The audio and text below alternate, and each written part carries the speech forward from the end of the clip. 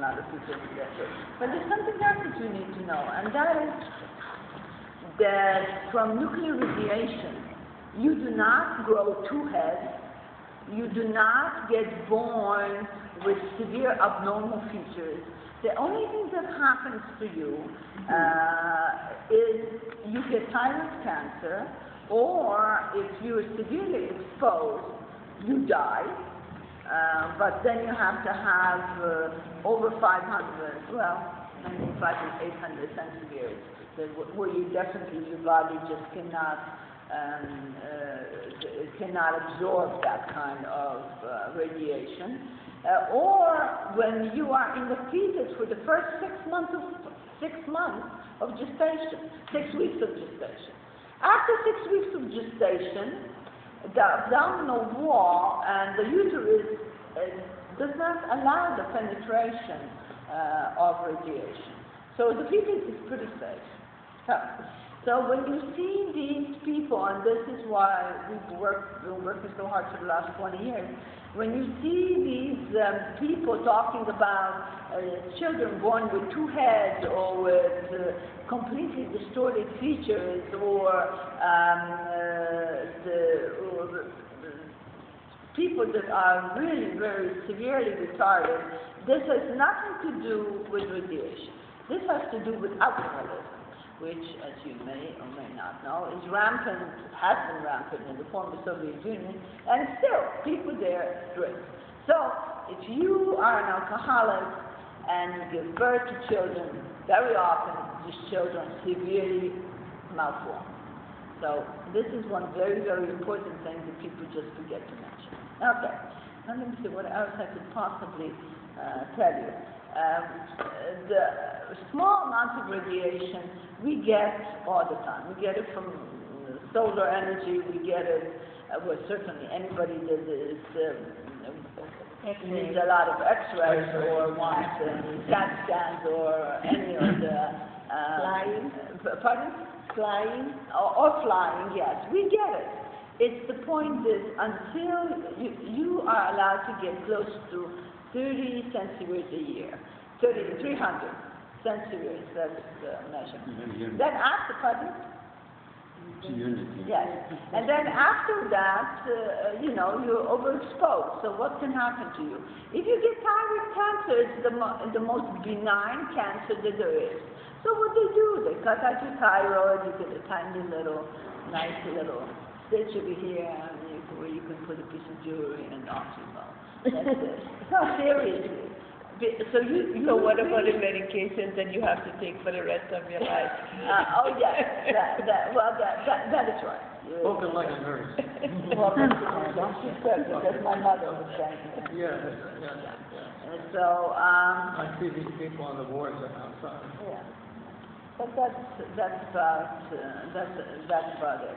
What is important to know is that it is important, and there's two issues that are brought for you for what we publish. One is the nuclear energy, and you can just pass that out and read it at your leisure. This is one thing that you can just pass out. And the other thing, which is I think much more important, is going to really affect the future generations, is what we're doing with our environment. Basically, the climate change is 10 times worse and what's happening than nuclear energy. So even though I am very much opposed to nuclear energy, if it's not, does everybody have an issue? Why are you opposed to what you're saying only get it from the camp? I am opposed to nuclear energy if it's not safely, you see, there are various kinds of nuclear reactors. The worst are in Soviet Union, that's the worst, in Russia now, and they are very much, they really want people to buy them. The nuclear reactors that are built now, and you will read it in this report, are very safeguarded. They really are very well protected. And the reason that people are so opposed to it is because they really have very little awareness of it. It's an issue that is not transparent. I think this is the biggest problem. I think the government, for some unknown reason, wants to keep people stupid, and stupid people are afraid.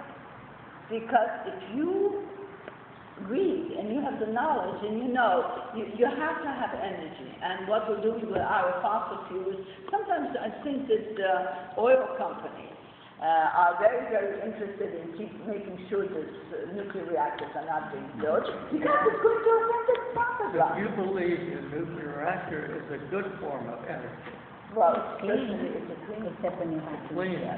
That's the plutonium, and if they can find a safe place for plutonium, then it's relatively, certainly much better than what we're doing with oil. Could you talk a little bit more? Pardon? No. France has one of the most effective and some well-functioning. What's the sense? I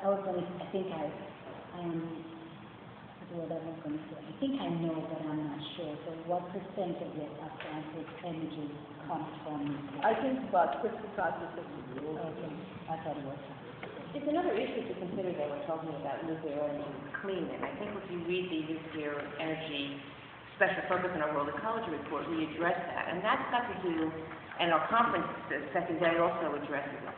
When we talk about nuclear energy, nuclear power cradle to grave, when you start looking at the beginning stages of nuclear energy, you're talking about mining uranium.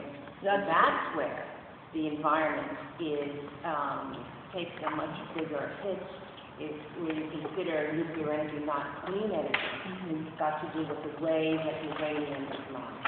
And that is something that's left out of the debate. But that affects relatively few people.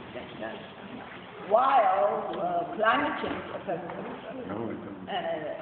Well, you should have two World Ecology reports, two issues of the World Ecology report, one page on the conference and one page on the government. If somebody doesn't have four little things, let me know. Because, you can, at your leisure, what don't you owe? At your leisure. She needs the World Ecology. Which, okay, fine. Thank you. Do you have one? Really? Sorry, I'm good. We got one paper. Yeah, anything else? Yes.